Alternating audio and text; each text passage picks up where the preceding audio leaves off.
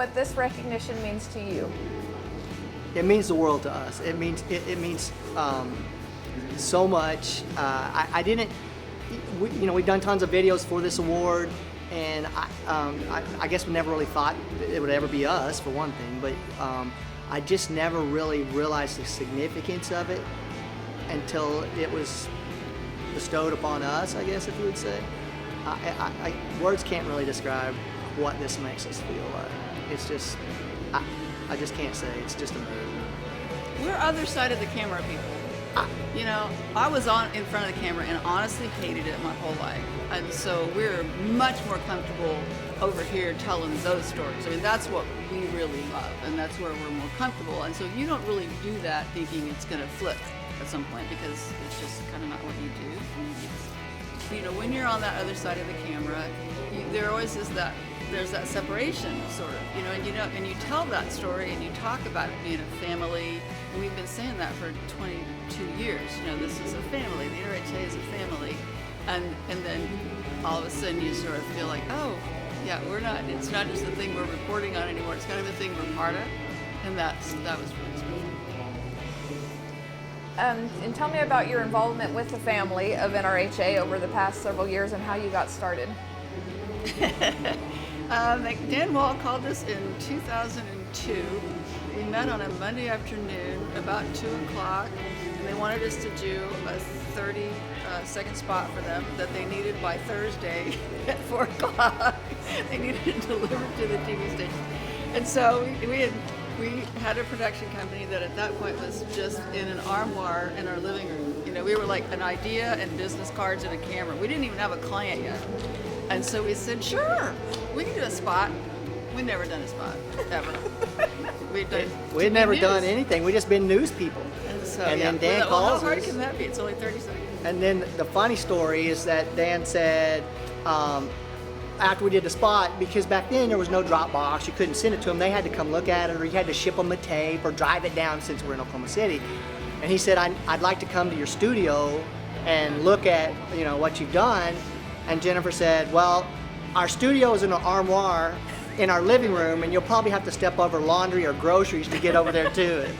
And Dan said, we'll get along just fine. So it turned out, I feel like we sort of grew up together. NRHA got bigger and we've gotten bigger. I mean, not that much bigger, but we aren't in an armoire in the living room anymore. Yeah, we have an office. We have an office. We're big time. It's really cool. And that first horse show, the Wimpy's Little Step night, I've been to huge college sports events with a last-second field goal, or NBA games where the guy hits a bucket at the end, or playoff game, all these sporting events. And that night rivaled anything I'd ever been to. You could hear the crowd, but you could feel the crowd. It was roaring. And so we get here, running down. It wasn't set up like this at all. Come running down here. Sean comes out of the arena. Keith Bradley. Just the top of the. And I zoom in all the way that I can, get on his face. Make it if you don't zoom in. If we try to run down there, we're gonna miss it. So. And then he went 2:33. The place just goes nuts. Not Sean. He sticks out his tongue, smiles at his family, and hugs his horse. But, and I think it was his uncle was just off to the camera side, and he was going, and his dad, and so I shoot that. And then they come running and then they come running, and then we get all that emotion. Finally. And yeah. Certainly everybody involved in the industry had seen this, but they hadn't seen it on their computer screens, and they hadn't seen it on the big screen, and I don't want to sound, but our goal, our idea was to try to change how they viewed their own industry. And that kind of, if it had to been for raining the way they show basketball, yeah, and the way they show horse racing. And if it hadn't been for Sean Flair and his family, we'd probably be flopped. Yeah, be Walmart greeters or something. I don't know, because like she said, they said you'll get one day, to get this video, and we were there all day, and then come down to this, and then, it just kind of grew from there. Good Walmart greeters. Yeah, we'd have been good Walmart greeters, but I've always considered myself a storyteller. Yeah. And when Other people's stories. Right, other people's stories. I want to tell good stories. And when I taught at the university, I would always say, think about it, you're at a party, there's always somebody, generally in the kitchen, you know, telling funny stories, and that's where everybody gravitates to. You want to be that person with the camera. And I always wanted to tell good stories. And there is story after story after story, great stories inside this industry. And we wanted to make it more than about dollars or points or championships. It's about the heart of people. One time, and I don't remember the situation, but Tim McQuaid came out. It was early on, and he hadn't done very well. He just walked by and he just went, beans! And we were just like, okay. This close to winning it. Yeah. And that's the only thing. Just walked in. It was beautiful. That was so funny. You know, okay, I'll tell you one other fun thing too was the year that Randy Paul won it. Kind of came from nowhere. He was on this little horse, this little mare. She wasn't very pretty, and you know nobody shut the door. It was still kind of. He finally came in and he rode, and the ride kept getting better and better. The crowd was going crazy, and everybody's like, "This is it! You know, he's going to win this thing." And it was kind of late in his career, you know, and so the place is going nuts. He does his final stop, and it's beautiful, and he starts backing up. There's no backup in the pattern, and the whole crowd screams in unison, "Whoa!" You know, and so he stops, his horse stops, and he just goes I forgot. to the crowd. I forgot about that. Yeah, I mean, the building stopped his horse. Now this will make me cry too, but I've been able to work with my best friend every day. You know, I mean, we're best friends. Who? And he was my favorite photographer in the news business, you know, or one of them anyway.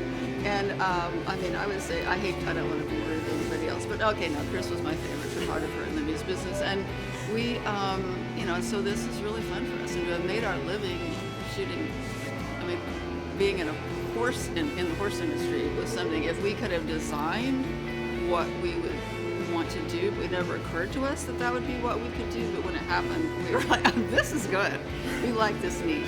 We're gonna stay here. So. It's been great working with her.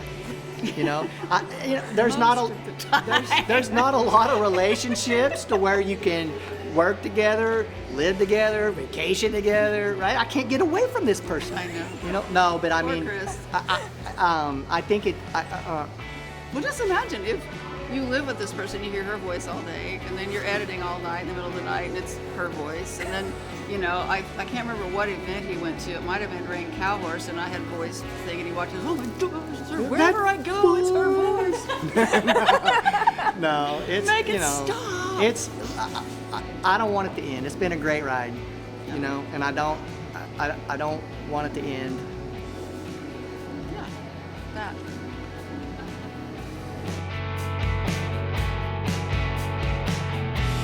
Hi, I'm Frank Costantini. I'm here this afternoon with Amanda Lester and Chloe Lawrence. Amanda, you have some questions you'd like to ask Chloe and I as far as what we do with Markel? I sure do, Frank. So what all does Markel cover? We cover farms and ranches, equine mortality, commercial liability, and also autos.